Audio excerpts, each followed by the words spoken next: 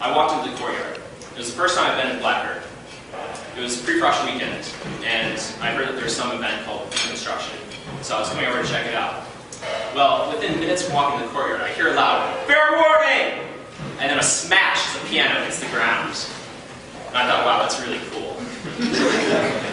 And so I immediately went over and helped with the pre-frosh piano, and we tried with our sledgehammers, but somehow the upperclassmen always find a way to win.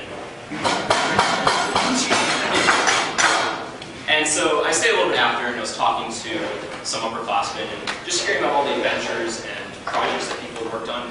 I thought, wow, this is a really cool place. A little bit later, I went on a campus tour, and just that sense of adventure and thrill, I'll never forget it. And it was then that I decided that I wanted to come to Caltech because I knew that Lacquer House was an awesome place to be.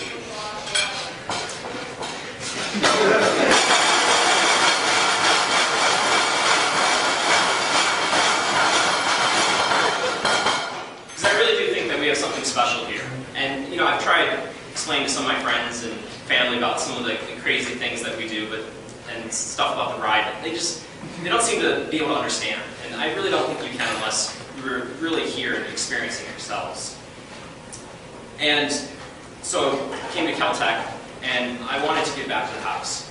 So I joined damage control, and then fast forward a year later, from first walking in, we were already getting ready for the next pre-frosh weekend. But a couple days before the event, we get this email from a senior, and it says, "Hey guys, unfortunately, we can't drop the piano this year. Housing said you kids are going to hurt yourselves. It's liability, it can't happen." And people were very upset. I was upset, because that was one of the things that I really enjoyed. And we tried talking with housing, and some of the seniors who had more experience tried, and housing just wouldn't listen. It was always, "You kids, you're going to hurt yourselves." And a lot of people were very upset. And we talked about, and some people brought up, well, just get Mandy to prove it or just do it anyway. But we knew that housing would figure it out and it would cause a lot bigger problems. And so we still had deconstruction, but it wasn't the same. And that was when I realized that there are things that are worth fighting for. And on my first year as damage control, I knew that that was one of the things that I didn't want to see disappear. And I think that it's really important that we continue the traditions that all of us enjoy. And something like that, I knew that if we lost it for 2 years, it would never happen again. So fast forward another year, I was a SMORE now, second term, and I knew that we had to take the initiative and make sure that housing knew that we could do this responsibly.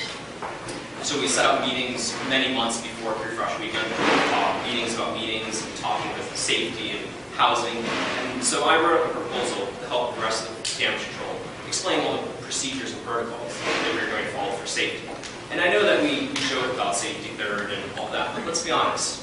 We do most things with some amount of common sense. And quite frankly, we don't actually want to see members of our house get hurt. So we wrote up things like that we were wearing safety glasses, and we were going to rope off the area, no one would be underneath the piano when it was falling, stuff that we were already doing. But the difference was that we took initiative.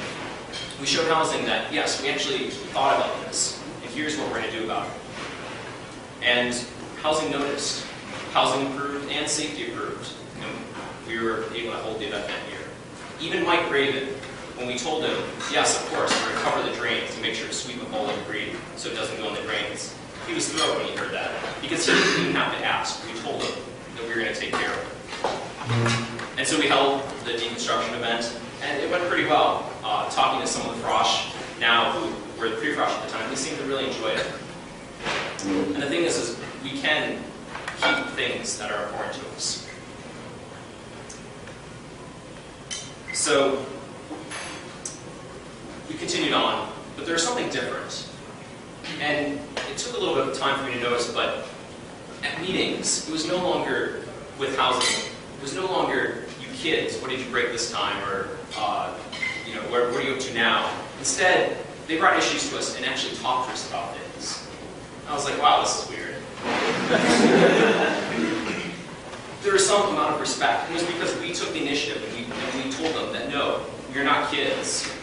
we are adults. Because let's face it, most of us are adults by every definition of the word. And more importantly, we're all members of the Caltech community under the Honor Code. And actually, just earlier this week, I had a meeting with Peter Daly, and there was nothing really on the agenda. We were just talking to him, and I guess I should preface this. So I ran for StuCom chair after I noticed this change in housing's perspective. Because I was like, wow, it's kind of weird, but how much further can we take this? And so one of the initiatives that we worked on was showing housing that we want to take responsibility for our house. And so as StuCom chair, one of the first things that I helped carry over from the previous chair was showing housing that when there's safety violations or fire violations, instead of having them just come in and steal our things like they had been doing in the past, that they should let us know and we will deal with it. Because let's face it, we care about this house just as much, if not more, than housing. For instance, before I even got here, we used to have a nice love sack in Purgatory.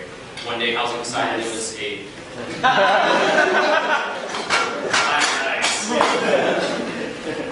And one day housing decided it was a fire hazard, and it disappeared without warning. So we talked to housing, we sat down and we said, look, let us know and we will deal with these problems. So we made the agreement that anytime they had an issue, they would send us an email. We'd have 72 hours to deal with it. And so what started happening was things like maybe like a bookshelf in the hallway, they would send us an email and we'd deal with it. It makes sense. But bigger issues, we'd sit down and talk to them, and there was an actual discussion going on. And now, things have definitely gotten a lot better with housing. You can talk to Chris or Rob or anyone that's dealt with housing for quite a bit. A lot of the seniors have probably seen a lot of things going on.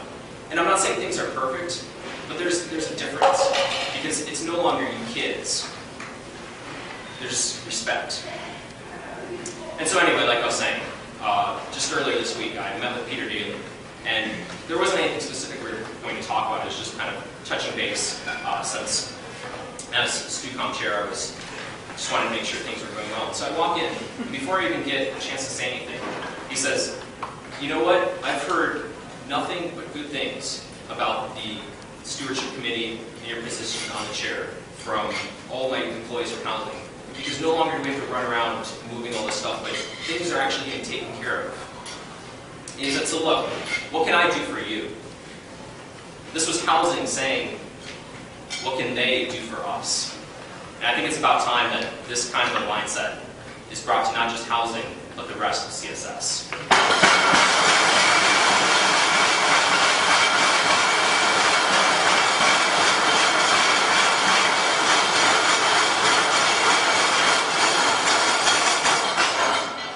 Another thing I've been involved with this past year is I've served as Blackfish Cracker.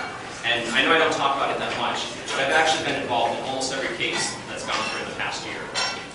And there hasn't been a lot, but maybe a handful of cases. In every case that I've sat on, there's always been one point that I always make. It's, did the defendant take unfair advantage of another member of the Caltech community? And I can say with pride that every conviction and all the consequences that have happened have been for people who violate the honor code and not just some institute policy. Because let's face it, the honor code is a higher standard than any institute policy.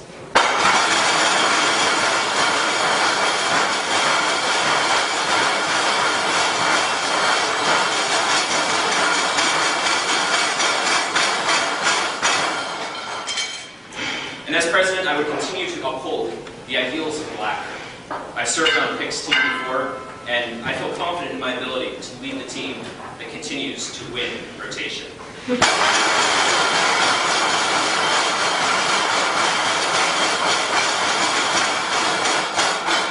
Because based on the people that are in this room today, it's pretty obvious that we've done so for the past couple of years.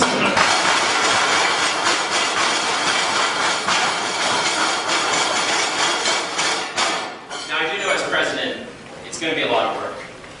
And I am ready to make a commitment to the House. I know that this will take up a lot of my time. But, I mean, let's face it, I'm a junior mech EZ.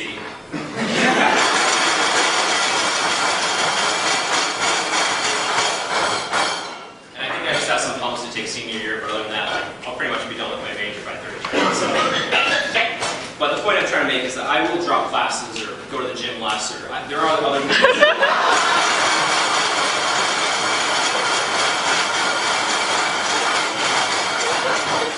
There are other things I will do stop doing long before I ever stop putting the time that the presidency needs. And if I have to not become a member of Mole School anymore, so I can be Mole President, I'm okay with that.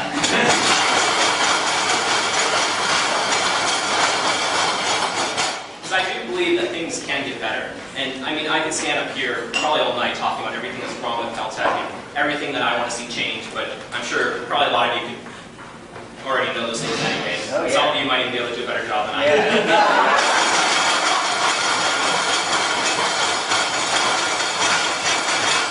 But at the end of the day, I stand up here because I want to continue to do something about these problems. I want to make a difference. And as StuCom chair, I've shown housing that we're not kids.